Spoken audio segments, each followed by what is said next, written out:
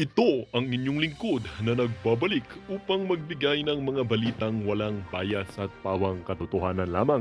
Ito ang Bayang Pinas. Ang isyong ito ay naging usap-usapan sa buong bansa at iba't ibang social media platforms. Congressman Rodante Marcoleta for Senator, isa sa mga magpapasara dito sa Kamara o tinatawag nating House of Thieves or pwede na ring House of Crocs. Ihinto ang kabalbalan ng Kamara. Dito nga natin makikita at mapapatunayan mga kaibigan na si Congressman Rodante Marcoleta ay nagkumpirma na tatakbo bilang isang senator sa susunod na taon ngayong 2025 senatorial and national election. Dito nga natin makikita at mapapatunayan mga kaibigan na nagsawa na itong si Congressman Rodante Marcoleta dito sa mga kongresistang tila ba tiwaling at puro na lang kabalbalan ang ginagawa at kababalaghan sa pera ng kamanang bayan ang kanilang pinaggagawa. Dito nga natin makikita mga kaibigan na itong si Congressman Rodante Marcoleta ay tatakbo bilang senador upang kalabanin itong Kamara at meron nga din siyang sinasabi na ipapasar na ito at hindi na umano ibabalik pa umano bilang ating parte ng gobyerno dahil nga sa mga kabalbalan na kanilang pinaggagawa dito sa ating bansa. Well mga kaibigan, ito namang si Tambaloslos Romualdez ay nagulat dahil hindi niya alakalain isa sa mga veteranong kongresista ang tatakbo bilang isang senador upang labanan siya at ang kanyang kongres. Well mga kaibigan, dito nga natin makikita kung gaano katakot itong si Tambaloslos Romualdez dahil alam niya na itong si Congressman Rodante Marcoleta ay lumalaban para sa katarungan ng bansa. Well, para nga sa kabuang detalye ay panoorin ang buong video at salamat na rin sa ating mga solid viewers sa walang sawang pagsuporta. At kung bago naman sa ating channel ay huwag kakalimutang mag-subscribe, pindutin ang notification bell, piliin na rin ang all upang laging maging updated sa mga balitang bago, totoo at walang bias dito sa channel ng bayan, ang Bayang Pinas. Huwag din pong kakalimutang mag-iwan ng like at i-share ang ating mga videos. At muli po mga kaibigan, patuloy po nating ipanalangin ang ating bansa ng protektahan po ito ng Panginoon sa mga gobyerno o sa mga politician na sobrang gahaman sa pera at wala nang iniisip kundi kanilang sarili lamang. Well, ito nga, maraming salamat and God bless.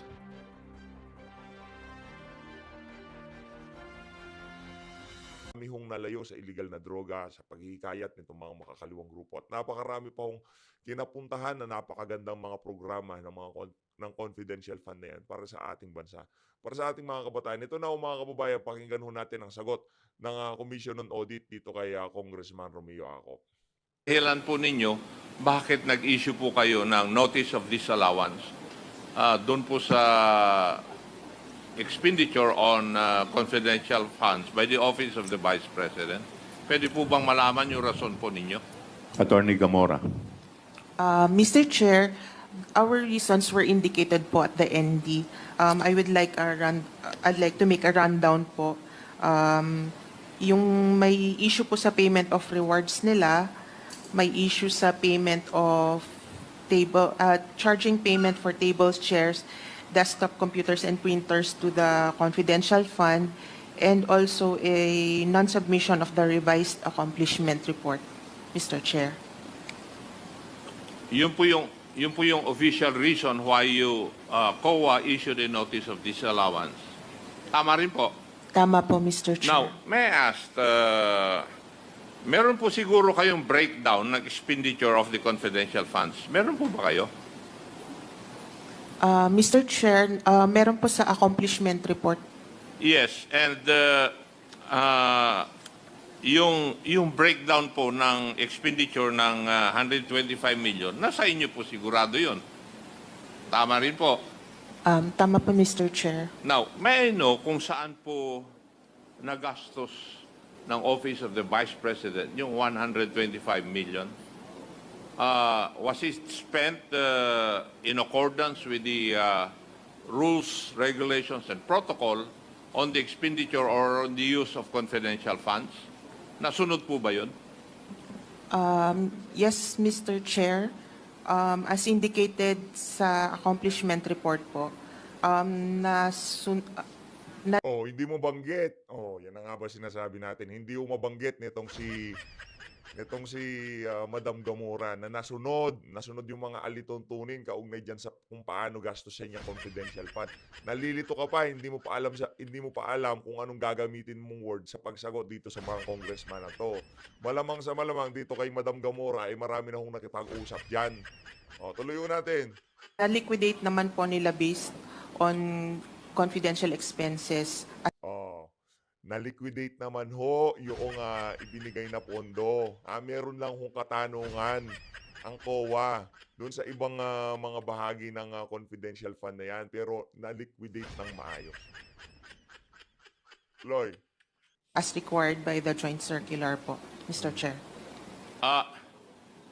If I may, alam naman po ninyo yung section 4.8 of Joint Circular number 2015-01.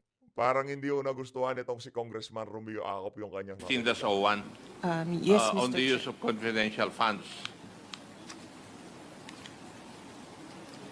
Opo, Mr. Chair. Now, categorically, yung po bang items na kung saan ginamit yung confidential funds ay naaayon po dito sa circular na ito?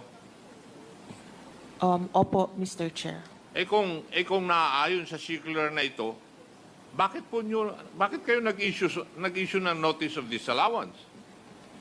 Mr. Chair, as to yung first finding, meron po kasing specific requirement ang joint circular na document na hindi po nila na-submit or nag-submit sila pero hindi po sufficient siya to answer the requirement of the joint circular, Mr. Chair. What if ho mga kababayan, itong Office of the Vice President, nakahanda na ho. Nakahanda na ho lahat ng dokumento para dyan sa Notice of Disallowance yan ng COA. Hindi lang ho sila talaga sumasagot. Kumbaga sinasagad ho nila yung oras para hayaan lang ho muna nila itong mga congressman na to na SS-in tong issue kaugnay dyan sa Notice of Disallowance ng COA. Diyan sa ano na yan, diyan sa pondong, diyan sa confidential fund na yan. Hinahayaan ho muna nila para pagka luto na lahat, kumbaga, na ilabas na ng House of Representatives lahat ng mga kalokohan nila, lahat ng aligasyon nila, lahat ng mga kasinungalingan nila, biglang sumagot ang VP. Tapos, ang findings ng COA ay malinis talaga. So, anong mangyayari dyan sa mga congressman na yan? Magmumukhang angaho kayong lahat dyan. Kasi, banat kayo ng banat, hindi pa sumagot si VP Sara. Anong nangyari dyan sa mga investigasyon nyo na yan? Pumutok lahat sa pagmumukha nyo. Kaya mas mainam mo talaga. Tama si Kong Dante. Hintayin nyo munang makasagot ang OVP bago kayo maglulundagan na ginagawa ko ngayon ng House of Representatives. Kaugnay nga dyan sa investigasyon nila. Dyan sa Committee on Good Government. Na-mention kanina ni Chairman, the Honorable Joel Chua, na in the accomplishment report of the President, if I remember it right, meron pong ginamit na, yung surveillance in 132 places. Tama po ba, Mr. Chair? Yung Areas po yun. narinig ko na yun. 132 areas po. Yes. Yung 125 million, parang ginamit po yan in 132 areas. Yes, and accordingly, it was 100% compliance. Hindi po ba sa tingin ng COA, medyo kwan ito? Medyo imposible? Mr. Chair, parang based on other parang okay lang naman po siya. Kami po ay gumagamit din po ng intelligence fund. Nanggaling po ako sa service At alam ko na mahirap gawin ito. I will conduct surveillance in 132 hindi porket mahirap, imposible na. Yan ang hirap sa inyo yan ang hirap sa inyo Hindi porket mahirap, imposible na. areas in 11 days. Oh. Tapos kayo ngayon, sa COA, sinasabi ninyo na posible pala ito. Samantalang kami on the ground na gumagawa nito noong ako'y nasa serbisyo, nahirapan po kami. So, what is your basis na pwedeng sabihin na posible ito, Madam Coa?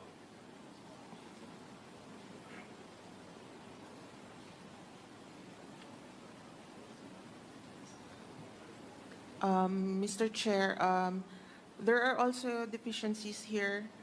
No, tinatanong ko lang po kayo kasi sa mata po ng COA, yung mag-conduct ka ng surveillance activities in 132 areas in 11 days, para sa amin po na gumagawa nito in our use of intelligence funds, no, ako po yung nasa servisyo, nahirapan po kami eh.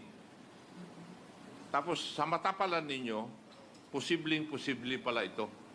Tama po ba yung aking kaisipan?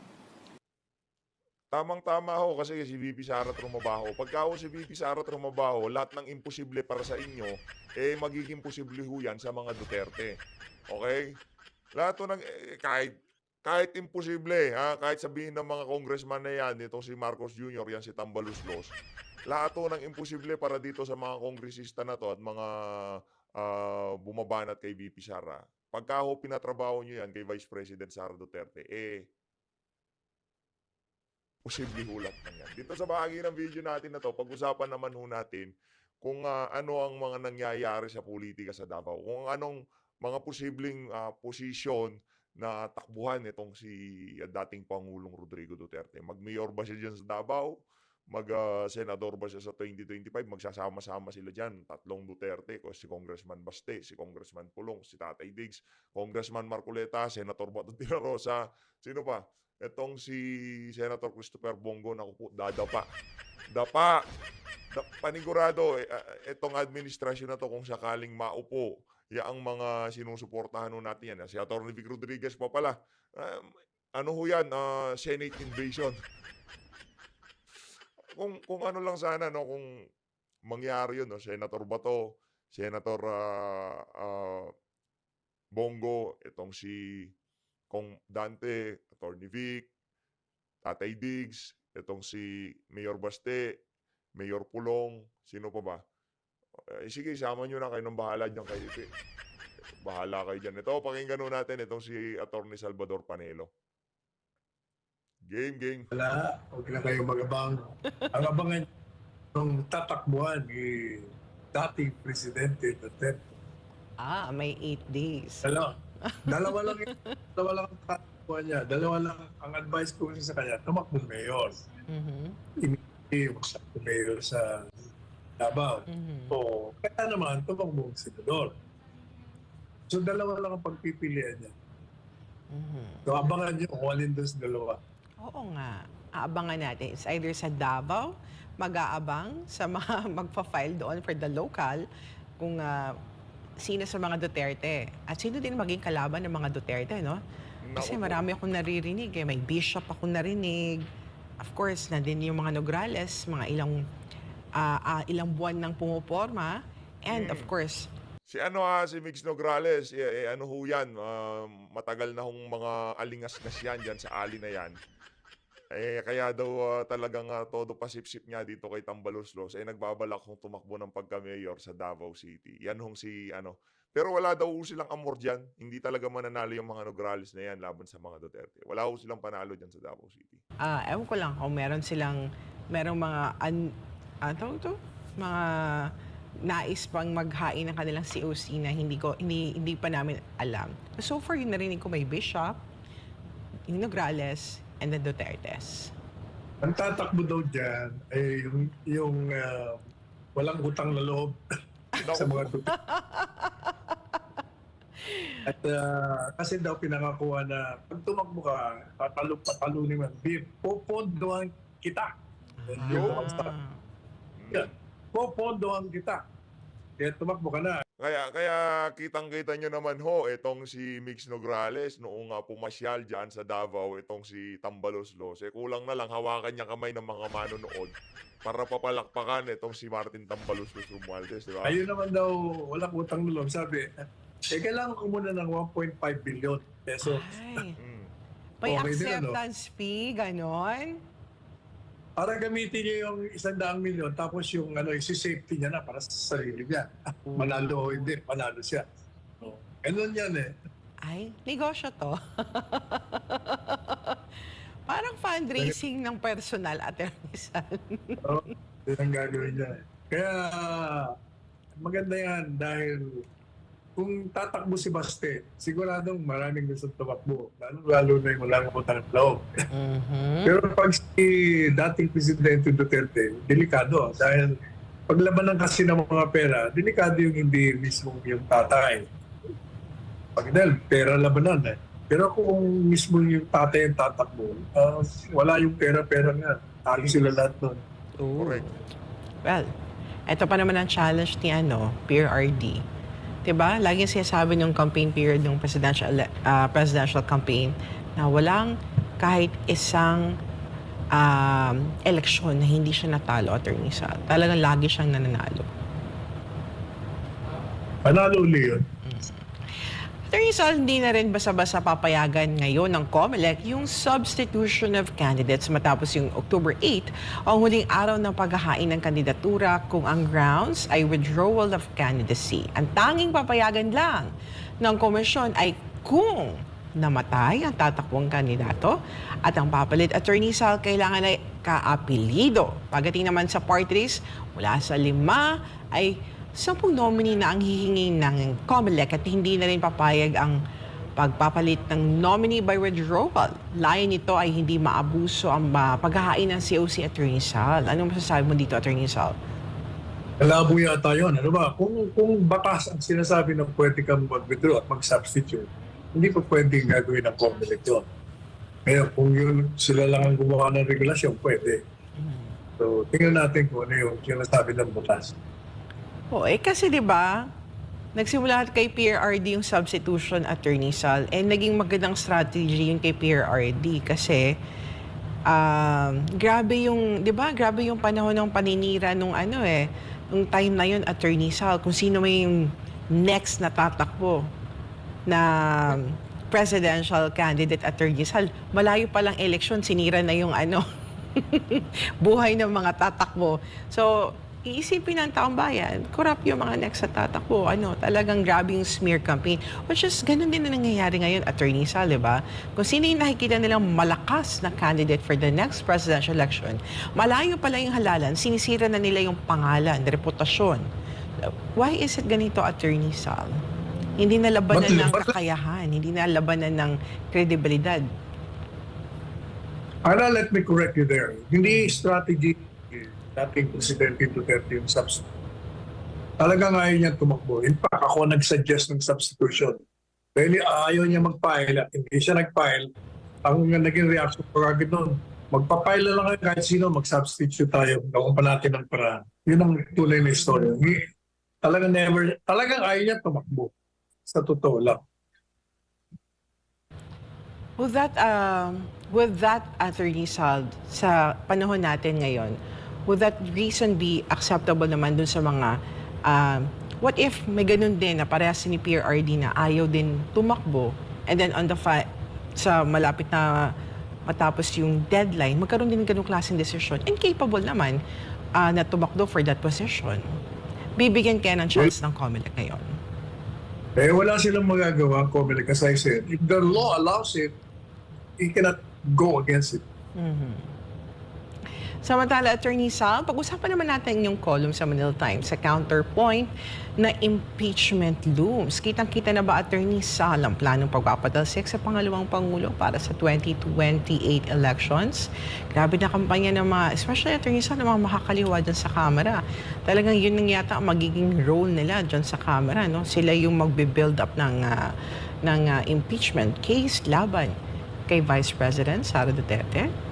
Actually, di lang to mga makakaliwa. Majority, minority, lahat to nagsama-sama para trabahuhin itong impeachment, ilatag yung impeachment complaint para dito kay Vice President Sara Duterte. Hindi na lang ho itong mga hindi na lang ho itong mga makabayan black ang talagang minobilize nitong si Tambaluslos. Pati ho itong Quadcom, lahat ho ng nakikita nyong congressman na naglulundagan pag pinag-uusapan ng mga Duterte, sila ho lahat tinatrabaho nila kung paano masibak itong si VP Sara. Pero tingnan ho natin, magkakaalaman ho yan sigurado kung sakaling. Meron pa naman 3 taon eh. Ang minamadali ho nila itong 3 taon, baka kung sakali kasi anong mangyari dito kay Bangag, kung sakaling biglang tumaob yan, isang gabi, kinabukasan si VP Sara na presidente. Anong gagawin nila doon? Kailangan ho nila magpulasan para ho silang mga bulating binudburan ng asin dyan sa House of Representatives. Panigurado. Ayan nakatakda na yan.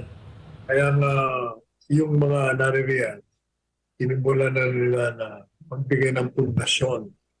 But as I said repeatedly, there is no impeachable ground. Whether yan sa confidential funds, whether yan sa pamamaraan ng paggastos ng confidential funds.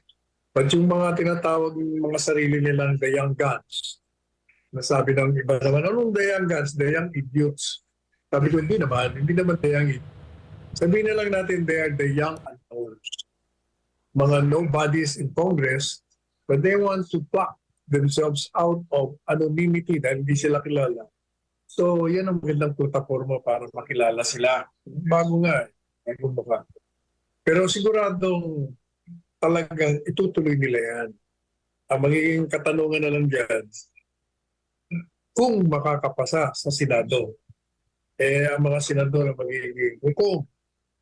Kasi sa impeachment, ang magiging mga piskal, ang mga taga-usig ay ang mga kongresista.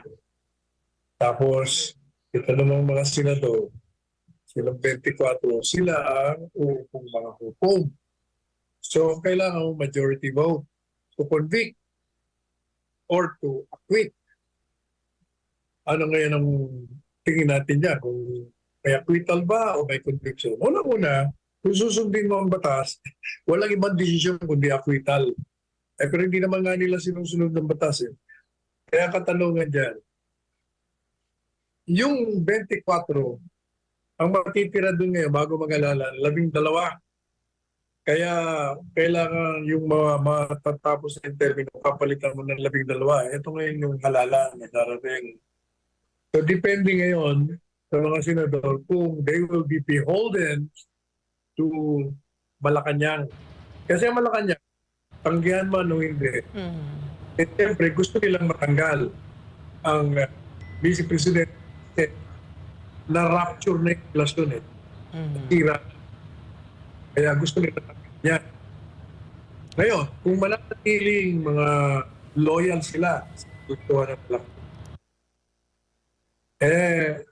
talagang matatanggal yan, mga makukonvict. Pero kung maninindigan ang majority sa kanila, ma-absuelto yan. However, regardless of the outcome of the impeachment, sabi ko dyan sa artikulo ko, makonvict man, manalo man o hindi, itakda niyo po sa bato ang sasabihin ko ngayon. Si BP Inday Sara, whether inabsuelto niyo yan o kinundik yan, ay magiging political martyr yan, magiging bayani yan. Yan ay yayakapin ng taong bayan, magsisimpati yan, at tatahakin niya yung tinak na landas ng kanyang ama papunta sa Panguluhan. Kaya yan ang susunod na presidente sa 2028, kahit na anong gawin niya. Gusto ko basahin yung part na yan, Attorney Sal, sa article mo. You said, regardless of the outcome of the impending impeachment, VP Sara is on her way to political martyrdom. The nation, so sick of the brutish, wicked, and vicious manner in which the second highest official of the land is being subjected to, will embrace her with sympathy and affection. The 32 million plus Filipinos who voted her into office will react in righteous indignation, and those behind the mangling and mocking of the constitutional process will receive their comeuppance. Tama ba yung pag-pronounce ko, Attorney Sal? Comeuppance. It will cement her claim to rightful and deserving succession to the highest gift that the sovereign people can bestow and taught her on the path that her father, former President Rodrigo Duterte, tread when he was catapulted to the presidency. Talaga naman. Tama Attorney naman yan, Sal. alam mo. Alam mo, Ana, galing ako sa Davao, nag-meeting kami ni Presidente Duterte noong Biyernes. Nagsimula mag-meeting ng alas 8 ng gabi. Natapos kami alas 4 ng umaga. Na-miss nyo ba yung cabinet meeting, Attorney Sal? Hindi dalawang meeting namin Yung unang meeting from 8 to 12, malaking grupo. But from 12 to 4 o'clock in the morning, 4 na lang kami nag-meeting. So, marami kami pinag-usapan doon. At nung pagdating ko kasi sa Davao, ng mga alas 5, bago kami mag-meeting, pumunta ako sa SM Lanang. Nagkape ako doon. Maniwala ka, di usual na pag nandun ka, marami kang magpapapicture sa'yo. At kinuha ko yung mga yung kanilang sentimiento. Talagang sukan-sukan na raw sila sa nangyayari sa bansa. Sukan-sukan na sila sa ginagawa kay VP Sara. Talagang galit na sila.